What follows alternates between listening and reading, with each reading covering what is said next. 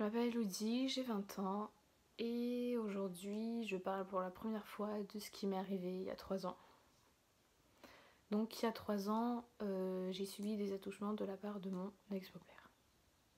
Attouchements sexuels de la part de mon ex-beau-père.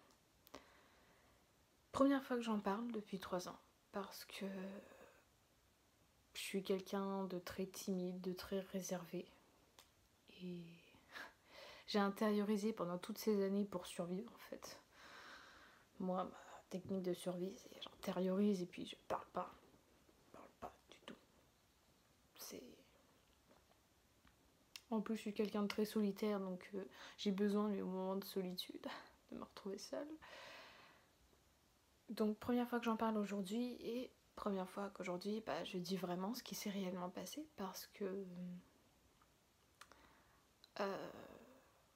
à l'époque, j'étais avec mon petit ami. Ses parents étaient divorcés. Son père avait un appartement et sa mère avait une maison, et sa mère, elle s'était remariée. Son père était tout seul depuis des années. Et un jour, moi j'étais en période de vacances scolaires, donc j'étais lycéenne, hein, j'avais passé mon bac en juin. Ça s'est passé en début d'année, février 2017. Février 2017 et j'avais passé mon bac en juin.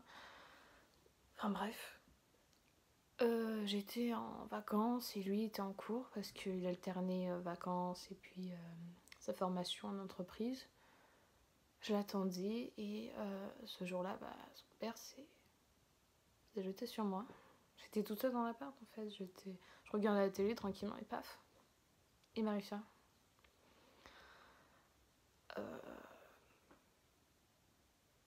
J'ai pas voulu y croire. J'ai vraiment pas voulu y croire. Premier sentiment en fait qui m'a envahi tout le corps en fait, c'est ça m'a envahi tout le corps. C'était un sentiment de dégoût. Genre, à la base, je suis quelqu'un de très narcissique. Quand j'avais 16 ans, 17 ans, enfin avant que je le connaisse, mon petit ami, j'étais très narcissique, genre je m'aimais super bien et tout. Enfin, j'avais vraiment confiance en moi, tout allait très bien dans ma vie. Et quand c'est arrivé, confiance en soi s'est retombée à zéro. J'ai plus de confiance en moi, je me dégoûtais, je me sentais sale, je me regardais dans le miroir, genre... Je me sentais sale en fait. C'est horrible en fait ce qui m'est arrivé. Mais je me dis, d'un côté j'ai quand même eu de la chance de m'être enfuie. Enfin, m'être enfuie. Oui, pour moi je me suis enfuie parce que j'étais prise au piège. C'était clairement ça. Je crois que j'avais en face de moi un psychopathe en fou. Enfin, pour moi en fait ça arrivait qu'aux autres et ça m'allait jamais m'arriver. Mais pas une seule seconde en fait je me suis dit, je suis en danger ici en fait. Donc ça m'a très surprise, j'étais dégoûtée par moi, par ce qui m'était arrivé et tout. Je me sentais sale. Mais à un point inimaginable, c'est horrible en fait. Le soir même, j'étais en compagnie de mon petit ami de l'époque. En plus ça faisait 2 mois qu'on était ensemble. C'était tout nouveau en fait. Première vraie relation, c'était tout nouveau. Et il m'arrive ça. C'est traumatisant en fait, c'est traumatisant. T'as 17 ans, t'es jeune, t'es insouciant de la vie. Et là, voilà. Enfin, bref. Le soir, je portais plainte. Donc j'avais appelé mon père. Je lui avais dit, papa, je me suis fait agresser. Est-ce que tu peux venir, s'il te plaît? Il me demandait, oui, mais quoi? Qu'est-ce qui se passe? Enfin, il voulait que je lui dise plus de précision. Sauf que je voulais pas. Je ne voulais pas. J'ai porté plainte le soir, donc avant que je porte plainte, j'avais parlé de ce qui s'était passé à la mère de mon petit ami. Donc je lui ai raconté ce qui s'était passé, sauf que j'ai pas dit... Enfin, j'ai juste dit, il m'a touché la poitrine. Alors qu'en fait, il m'a pas que touché la poitrine. Enfin, c'est des attouchements sexuels, voilà, je vais pas vais pas faire un dessin parce que c'est déjà dur d'en parler. Mais en fait, j'ai juste dit, voilà, qu'il m'avait touché la poitrine, c'est tout. Donc sa mère, elle m'a convaincue d'aller porter plainte. Donc le soir, je portais plainte, j'étais avec mon père. Au final, j'ai appris que j'avais pas porté plainte, mais que j'avais déposé une main courante. Pourquoi, du comment? Et ben j'en sais rien en fait. Je comprenais pas en fait. Et puis moi, j'étais dans un état, je voulais même pas chercher à comprendre. Tu m'écoutais, tu me prenais en charge. Ouais, ok, je disais oui. Parce que main courante, c'est vraiment. Pour moi, main courante, c'est rien en fait. C'est même pas une plainte, c'est une main courante en fait. C'est comme si c'était tu prévenais. Il m'est arrivé ça, alors voilà. Oui, bon, enfin. Il n'y a rien qui a été fait en fait. Ça m'a. En y réfléchissant, ça m'a. Enfin, voilà. Donc je portais plainte. Enfin, je déposais une main courante, pardon. C'est pareil. J'avais dit au policier juste qu'il m'avait touché la poitrine, mais j'avais pas dit le reste. Et j'avais vraiment pas tout dit parce que j'avais honte. J'avais vraiment honte de ce qui m'était arrivé. Je pouvais regarder personne en face dans les yeux en fait. Je voyais leur visage de pitié, de... Oh là là, je me suis dit, je fais pitié en fait. Je ne me sentais plus de ce monde. Quelques mois après ça, j'avais rompu avec mon petit ami.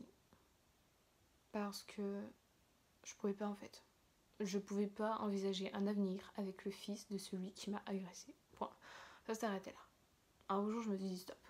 T'arrêtes de t'infliger ça, Elodie. Tu vis mal, arrête. Je l'aimais, hein. Je l'aimais, mais je me suis en allée.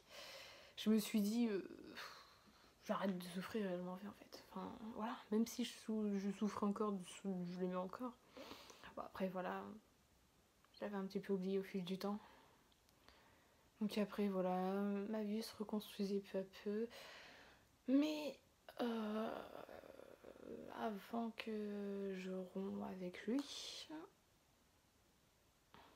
j'avais des pensées suicidaires. J'en parlais pas en fait de ce qui m'était arrivé, j'en parlais vraiment à personne. Et un beau jour, j'avais envie de me suicider en fait. J'en avais tellement marre. Mais vraiment, en fait, ça m'arrivait par période. Il y a des semaines, ça pouvait aller très bien, je pouvais pas y penser. Et la semaine suivante, déprimée, je mangeais plus. Je me laissais aller, j'avais vraiment envie de me suicider. J'étais allée jusqu'à aller acheter des somnifères à la pharmacie et je me suis dit, je prends tout d'un coup, je m'endors, je me réveille jamais. Voilà, c'est... quand j'y repense, vraiment je me suis fait peur, quoi, parce que c'est pas à moi en fait d'avoir peur. C'est pas à moi de m'infliger une souffrance. J'ai subi quelque chose de traumatisant, d'interdit, d'illégal. C'est une infraction pénale qui m'est arrivée de toute façon. Il n'a pas été puni parce que les faits ont été jugés pas assez graves. Voilà, pour vraiment être clair, pas assez grave. C'était pas assez grave pour qu'il soit puni de ce qu'il avait fait en fait. Donc il faut savoir que j'avais juste dit qu'il m'avait touché la poitrine et pas le reste. Mais ça n'avait pas jugé être assez grave.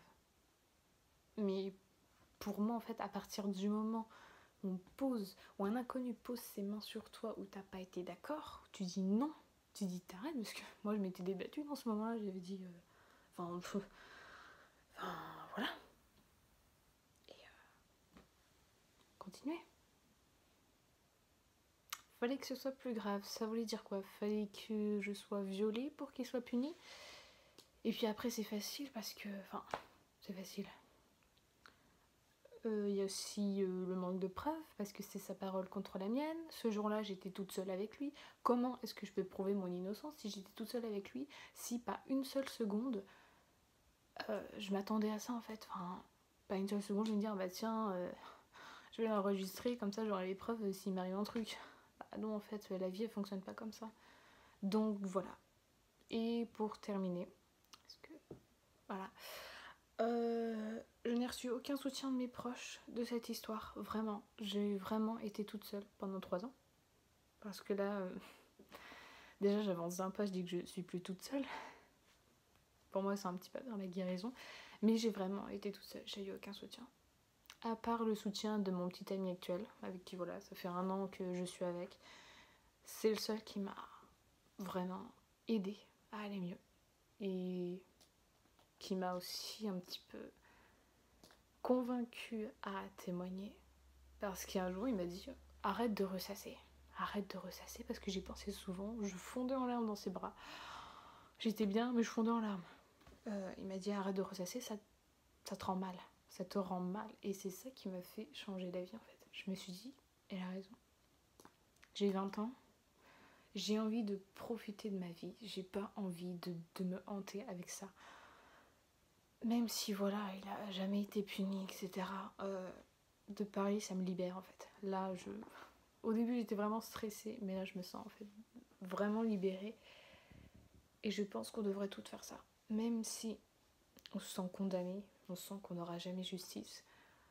Pour moi, la seule arme qu'on possède, en fait, c'est la parole. La parole est une arme. Et pour moi, c'est important d'en parler et d'en parler en fait tout simplement parce que là je sais pas comment je vais me sentir, j'espère vraiment qu'un jour je vais aller mieux, je vais oublier toute cette histoire, mais en fait tu peux pas oublier cette histoire, mais tu peux avancer avec et en faire, enfin pas en faire une force, mais trouver la force de vivre avec, parce que ça fait 3 ans. Moi, c'est énorme pour moi. Ça fait 3 ans que j'en ai pas parlé, 3 ans que j'ai pas. 3 ans que j'ai pas. 3 ans que j'ai intériorisé ça, j'ai gardé. Ça me détruisait de l'intérieur. Moralement, j'étais détruite, quoi. À chaque fois, quelqu'un me disait si ça va. Oui, oui, ça va. Non, ça va pas du tout, en fait. Voilà, ça va pas du tout. Mais je garde le sourire et puis voilà. Puis après, ça passe. Mais une fois que je suis toute seule avant de dormir, c'est les cauchemars qui reviennent, quoi. Donc voilà, tout ça pour dire en fait que faut pas avoir peur. La peur, elle doit pas être de notre côté, comme j'ai pu le voir en fait. Faut que ça change de camp en fait. Il y aura jamais d'égalité à ça. J'espère un jour qu'en fait on aura une justice de rendu et que certaines lois vont changer parce que pour moi en fait des attouchements et qu'on me dise c'est pas assez grave pour qu'ils soient punis, non merci quoi. Donc voilà. J'ai un seul mot à dire, parler. Parler, c'est tout. Parler. Voilà. Merci en tout cas de m'avoir écouté et puis j'espère qu'un jour ça ira.